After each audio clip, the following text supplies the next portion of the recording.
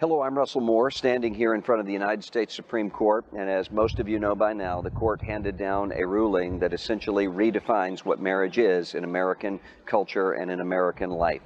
This is not the time for Christians to panic. We have a God who is sovereign. The Supreme Court can do many things, but the Supreme Court cannot get Jesus Christ back into the grave. And so we ought to be the people of joyful confidence. We also ought to be the people who recognize and know that although some things have not changed, many things have changed. We need to be the people who know how to articulate a Christian vision of marriage and sexuality that will be increasingly countercultural from this point on.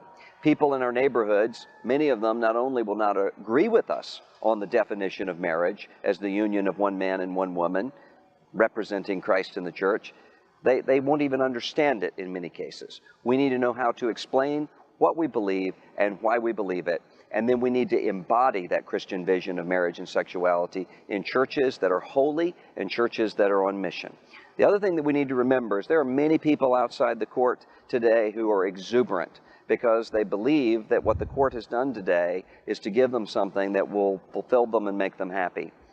I think just as the woman at the well that Jesus encountered in Samaria, it won't do that. Our churches need to be the places who can receive the refugees from the sexual revolution, those who have been hurt and harmed by it. We can't do that if we give up the gospel.